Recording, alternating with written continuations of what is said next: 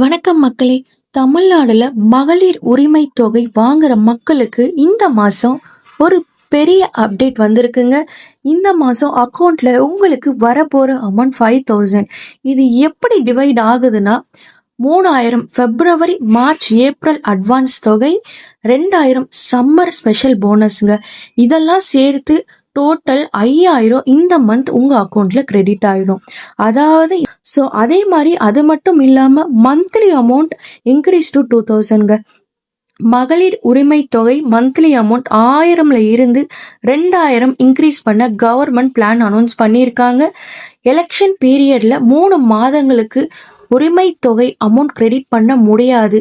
இந்த டெம்பரவரி ஸ்டாப்பேஜ்னால மக்களுக்கு பேர்டன் வராதுன்னு மந்த்லி அமௌண்ட்டை 2,000 இன்க்ரீஸ் பண்ண கவர்மெண்ட் ப்ரிப்பரா இருக்காங்க. ஸோ இந்த மகளிர் உரிமை தொகை ஸ்டாப் ஆஃப்டர் எலெக்ஷனா? இல்லைங்க, ஸ்கீம் ஸ்டாப் ஆகாது. இல்லை, எலெக்ஷன் ரூல்ஸ்னால 3 மாதங்களுக்கு பாஸ் பண்ணுவாங்க. எலெக்ஷன் முடிஞ்சதும் மகளிர் உரிமை தொகை திரும்ப கண்டினியூ ஆகும்.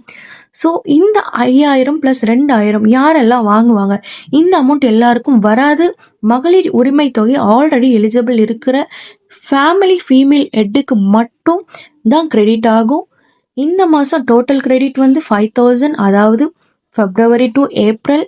அதே மாதிரி மந்த்லி உரிமை தொகை 2,000 இன்க்ரீஸ்ங்க. ஸோ எலெக்ஷன் டைம்னால 3 மந்த் டெம்பரரி பாஸ்னால இந்த 2,000 இன்க்ரீஸ் அப்படின்னு சொல்லியிருக்காங்க.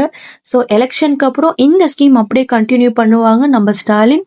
ஸோ எலிஜிபிள் உமனுக்கு மட்டும்தான் இந்த பெனிஃபிட்ஸ் கிடைக்கும். ஸோ இது மாதிரி அப்டேட்டுக்கு எங்கள் சேனலை சப்ஸ்கிரைப் பண்ணுங்க.